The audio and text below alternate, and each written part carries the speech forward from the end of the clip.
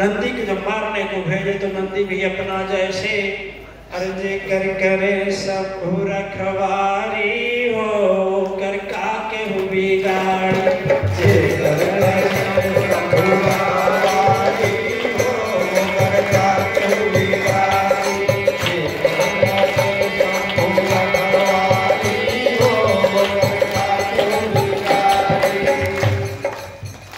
पूरा सन्नाटा पड़ा हुआ है। जहाँ यज्ञ होना चाहिए श्मशान भूमि सादृश्य पड़ा है।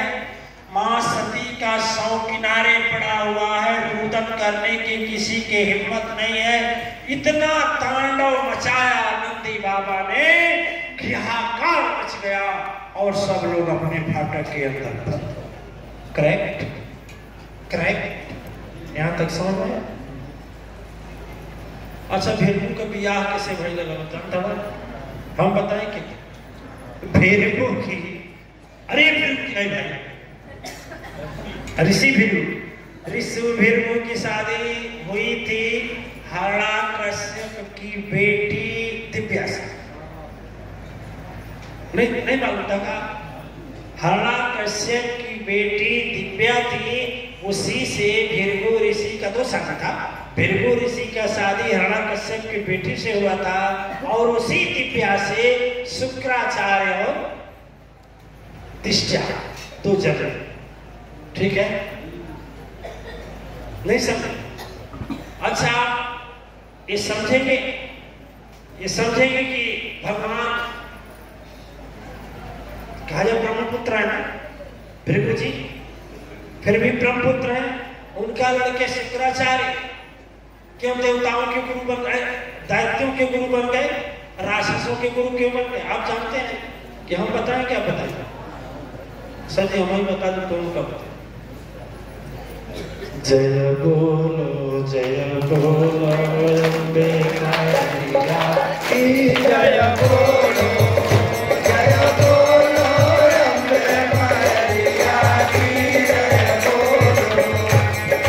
बोलो अम्बे मैया की, जय बोलो। दिव्यात्माएं आध्यात्मिक, इसका विश्लेषण यही है कि शरीर में हमेशा लड़ाई होती रहती है। शरीर में दो पक्ष होता है, एक धर्म का होता है, एक अधर्म का होता है, एक पाप का होता है, एक पुण्य का होता है, एक अच्छा का होता है, एक खराब का होता है। एक यही मन कहता है गुरुजी के आश्रम में चलो, जरूर चलो, दूसरा का बोलेगा चल देखल जाए रे, जे ना जाता हूं तो होते में। ठीक है, अब दो भावना प्रकट हुआ यहाँ पर। तो जो रोकता है वही दानव है, जो रोकता है वही दानव है, और जो जाने के लिए प्रेरणा देता है वही देवता है। तो दोनों में संघर्ष करते हैं, दोनों में संघर्ष करते हैं। और जिसका जो बलवान रहता है, जिसका दानव बलवान रहता है, उसको रोक लेता है घर पर, और जिसका देवता कुछ मजबूत रहता है वह नहीं रोक पाता है। सदगुरु आश्रम में यही से सहजानंद जी बनारस से आकर घूम गए थे। पूछ लीजिएगा, कभी नहीं बोले अपने जीवन में। सहजानंद जी वहां से चले और कभी कभी घूमकर चले गए, और वहीं से प्रमुख जी साइकिल से चले आए। बनारस से शायद 20 या 20 कितना है वाराणसी से आपका घर? 60 किलोमीटर उधर इधर साइकिल से चले आए। कौन आए? वहां से आकर मोटरसाइकिल से आकर घूम गए बनारस से। किस लिए घूमे? धनवान होने के लिए। वही बोले धनवान होने के लिए घूमे। अब वो पेट्रोलों में कार गया उतना दूर का, मैंने बनारस तक का। ठीक है, देखिए दिव्यात्मा, जब मन की शक्ति, यही आध्यात्मिक विश्लेषण है कि यदि हमारे अंदर सत्य और धर्म को कुचलने वाला भावना मजबूत हो जाता है, तो ऐसा हालात में मालूम है कि हमारे अंदर का दैत्य प्रकट हो रहा है। यही लड़ाई है। और थोड़ा आप शब्दों में जा रहे हैं तो शास्त्र बोलता है एक बार की बात सुनो, देवता नौ टकराए थे, इंद्र की पदवी छीनने खातिर दैत्य चढ़ाई करने आए थे। महाभयंकर युद्ध हुआ, फिर दानव वहां परास्त हुए। इंद्र की जब चली नहीं तो विष्णु उनके साथ हुए। लेकिन जैसे जब दानव भागे तो उनका दो लोग पीछा कर रहे थे। कौन कौन? क्षीर सागर निवासी भगवान विष्णु और देवताओं के राजा इंद्र। दो लोग क्या कर रहे थे? पीछा कर। जब दोनों लोग पीछा करते करते अरे जैसे संध्या काल हुआ, अब फिर इंद्र तुरंत घबराए जी, हाहाकार न हो प्रभुवर, विष्णु से विनय सुनाए जी, हे क्षीर सागर निवासी, अगर रात हो जाएगा उसी समय दानवों की माया तुरंत बढ़ जाएगा। अच्छा तो ध्यान रखें, प्रायः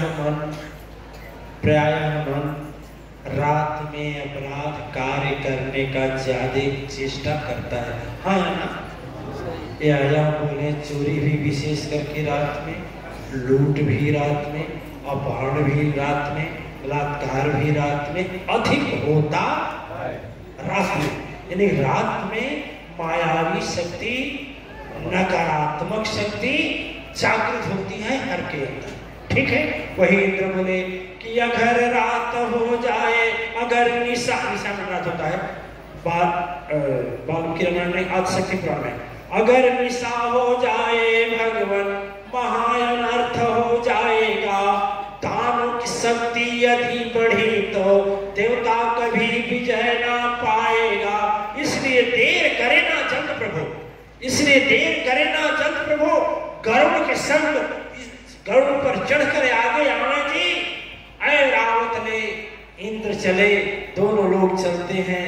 और दानों ने जब देखा अब तो कोई सहारा मेरा है, भृगु ऋषि के आश्रम में बस एक बसेरा।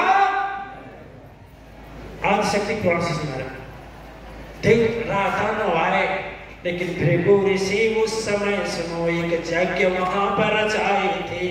मायादि शक्ति का यज्ञ करते वह ध्यान वहीं पर लगाए थे। आप लोग देखे होंगे ध्यान से, अपने सदगुरु से सीखना चाहिए। कभी कभी हमारी जब बारी आती है यज्ञ करने जाते हैं तो आप लोग देखते होंगे कि हम नहीं डालते हैं ना हवी डालते हैं, ध्यान भंग हो जाते हैं। ठीक है ना? तो एक ध्यान मग्न वाला यज्ञ होता है, समाधि उच्च कोटि का है। आप लोगों को बताया जाएगा जब आगे जानकार होंगे तो। ठीक है, तो उस समय यज्ञ तो चल रही थी, ऐसे हालात में स्वतः हवी पड़ती रहती है और स्वतः यज्ञ होता रहता है और यज्ञ करता ध्यान मुद्रा में रहता है। ठीक है, आप लोग देखे होंगे कि हमारे जाते समय विशेष करके अग्नि देवता प्रकट हो जाता है। अनुभव किए होंगे नहीं किए होंगे कि जब हम पहुंचते हैं तो अग्नि देवता प्रकट हो जाता है, ज्वाला अग्नि की ज्वाला प्रकट हो जाती है। धुआं उठता रहेगा, जाएंगे तो नहीं तो थोड़ी देर बाद ही सही, लेकिन होता है, अग्नि प्रकट हो जाता है। तो ध्यान में ऐसा होता है, विद्या न चमत्कार, ऐसा शक्ति प्रवाहित जब उच्च कोटि हो जाती है तपस्या में तो होता है। ठीक है ना? और अग्नि देवता प्रकट हो गए थे और भृगु ऋषि कहाँ थे? आश्रम में थे, ध्यान कर रहे थे। वहां अग्नि देवता अपने आप यज्ञ कुंड में प्रकट थे। अग्निदेव प्रकट होकर योग स्नाते थे, इधर ध्यान में बैठे कुंवर, मन में भाव सजाते थे, होनी आयन होनी, अब तो कुछ होने वाला है, क्या होगा कुछ समझ न पावे, कौन मेरा रखवाला है, हे मां शक्ति बस तेरा सहारा, आप ही विनती सुन लीजिए, कल क्या होगा अनहोनी को मैया अब से बचा। ठीक है, तो ध्यान में गहरे ध्यान में हो गए, गहरे ध्यान में हो गए, बोले गहरे ध्यान में जब हो गए तो जब गहरे ध्यान में हो गए तो बात क्या हुआ? उसी समय देवराज इंद्र और प्रभु हरि वहां पर आए जी।